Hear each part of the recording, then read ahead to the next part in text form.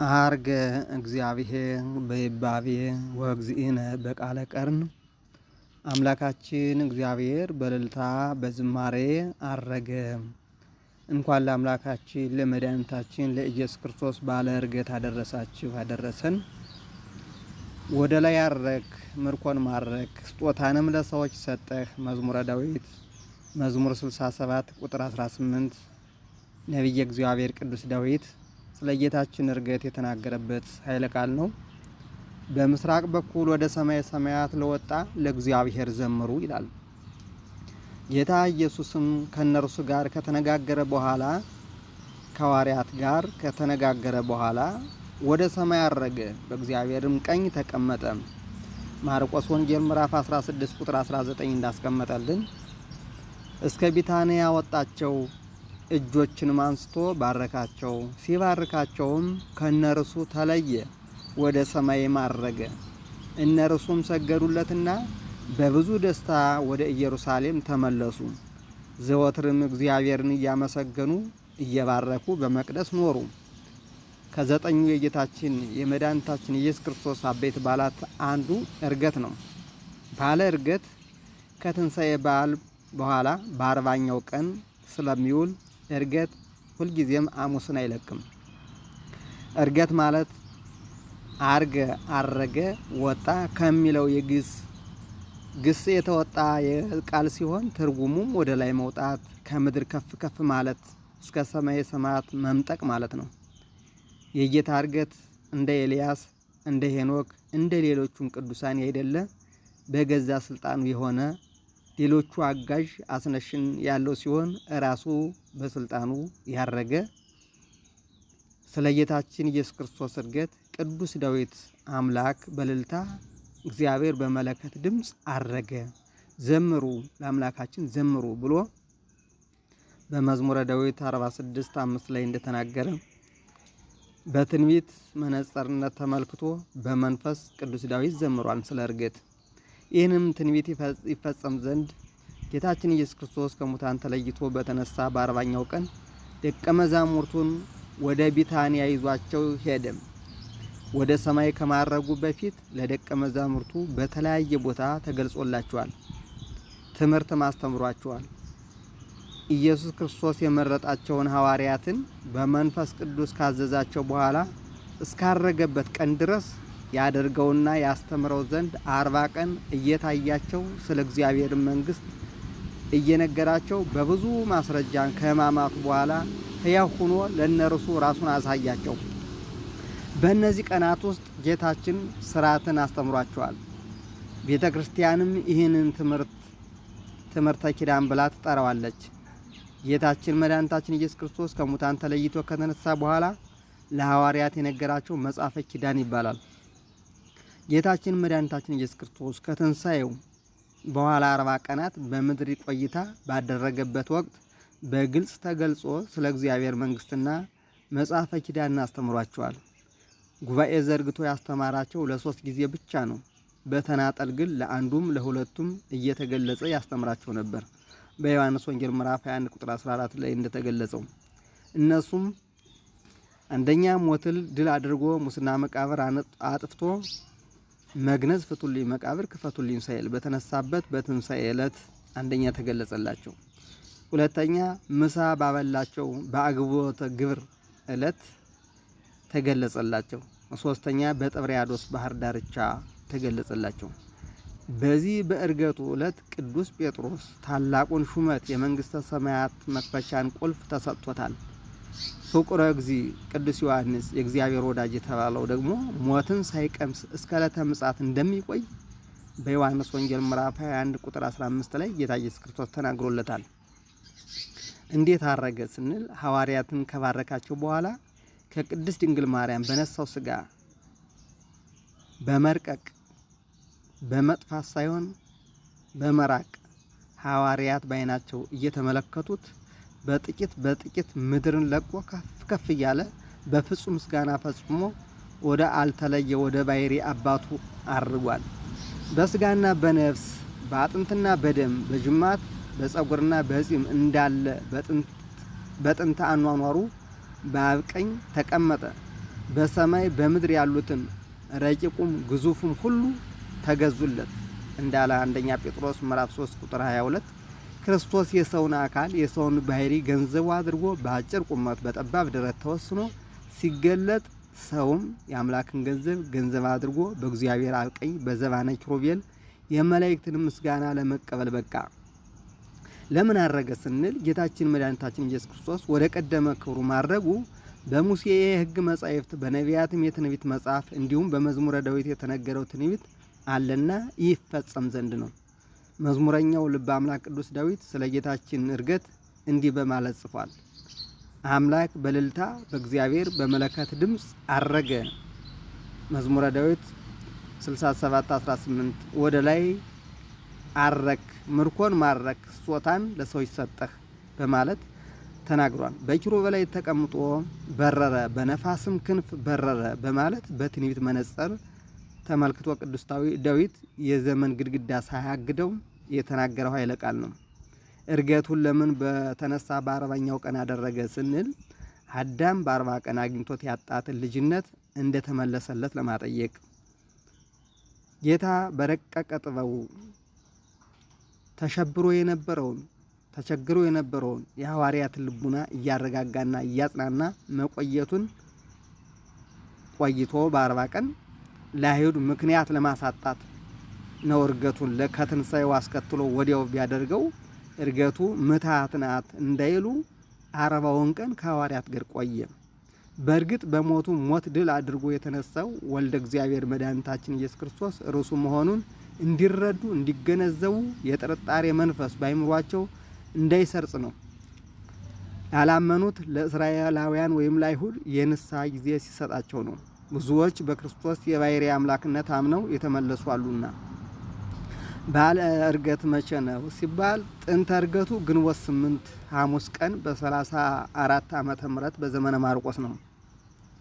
የእርገት በዓል አከባበር እስከ 4ኛው መቶ ዓመት ድረስ እንደ ዛሬው ሐሙስን ሳይጠብቅ በጥንተ እርገቱ ግንቦት 8 ቀን ብቻ ይከበር ነበር።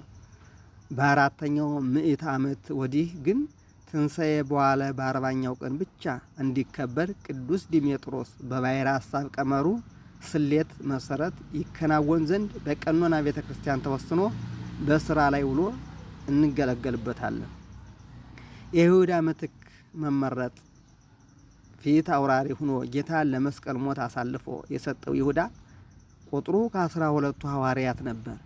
ይህን ማዕረግ አርክሶ አጉድፎ በመገኘቱ ከሐዋርያት አንድነት ህብረት ሊገለል በቅቷል። የሰው ልጅ እኩይ ተግባርን በፈጸመ ቁጥር ጸጸት በውስጡ ያድር ዘንድ የገዛ ህሊናው ወጥሮ ይዘዋል።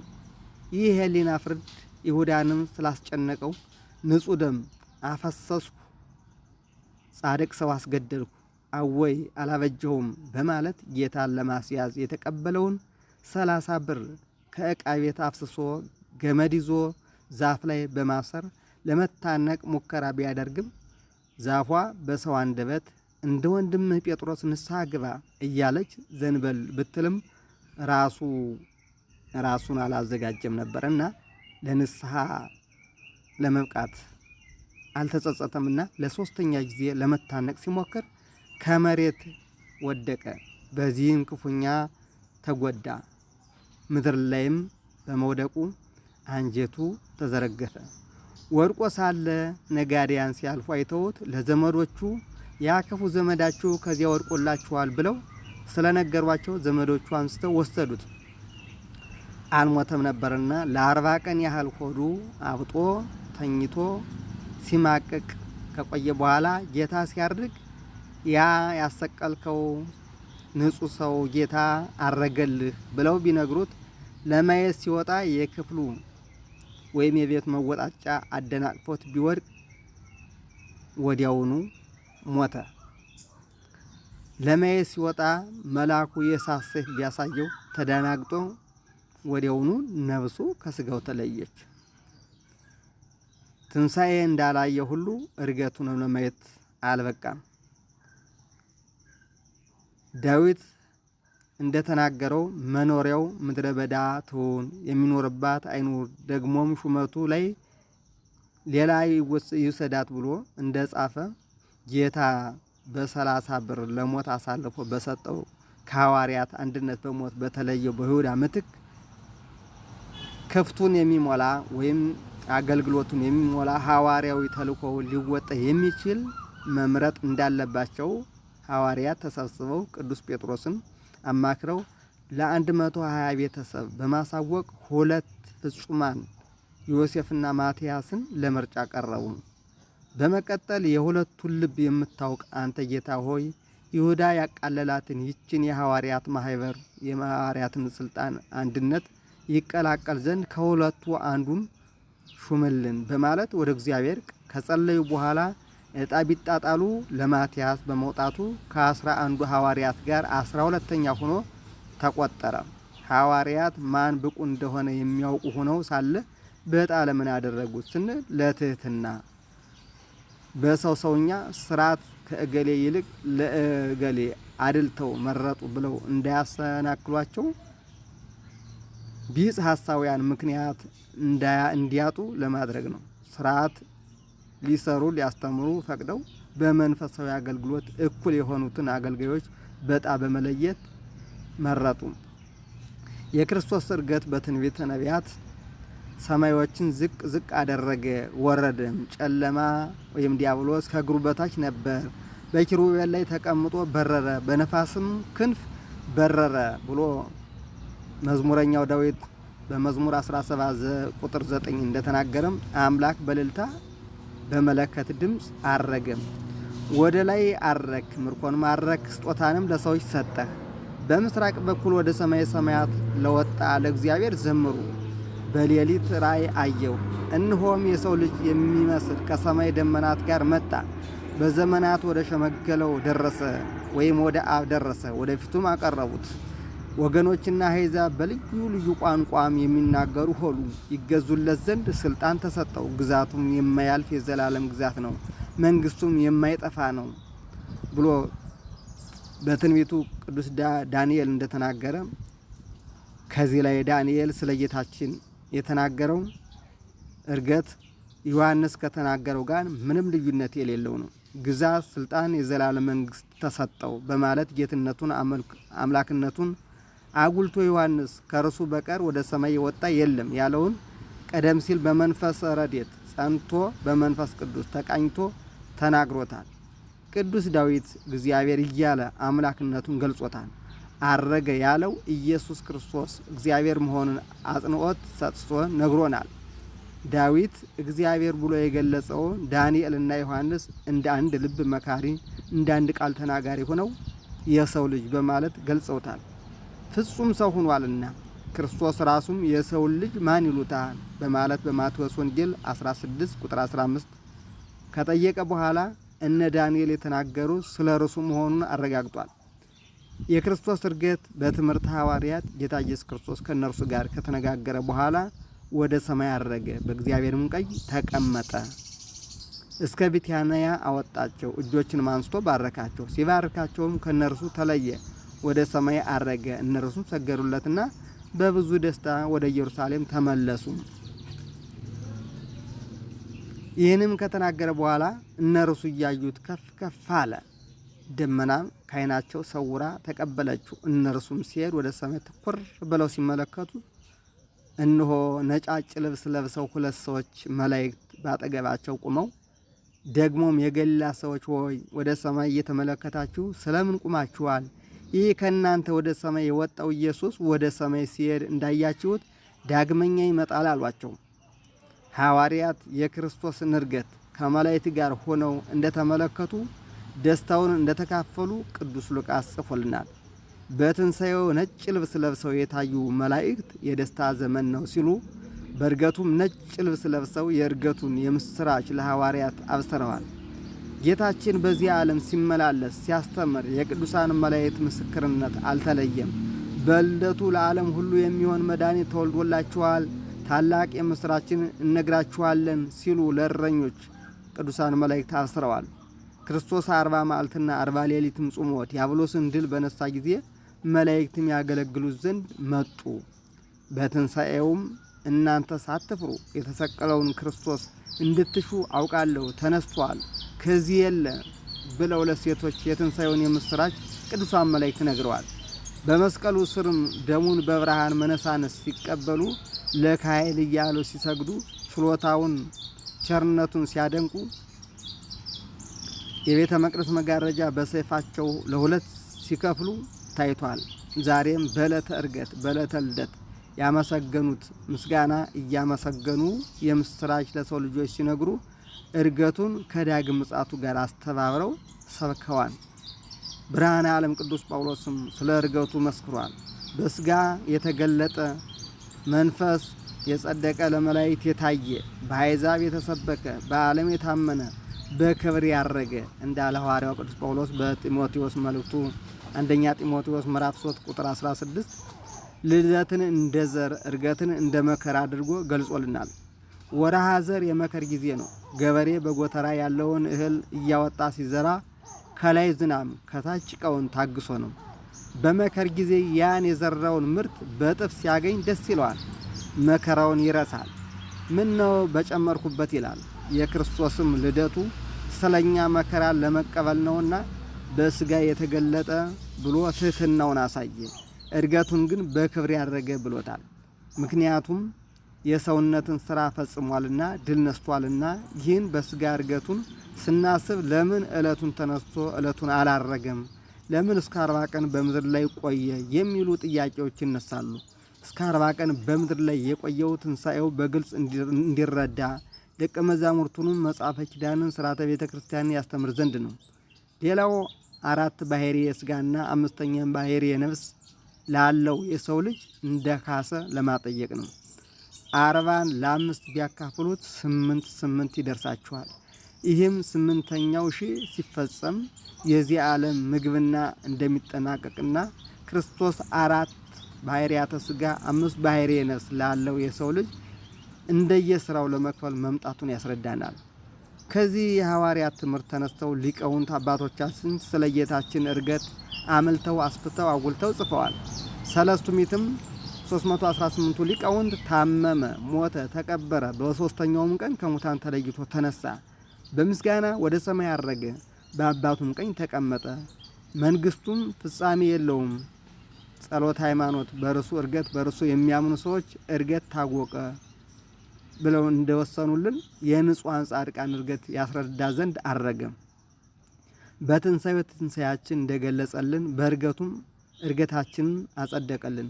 ከዚህም የተነሳ ቅዱስ ጳውሎስ እንዲህ በማለት የሰው ልጆች ዕርገት ገልጾ አስተምሮናል።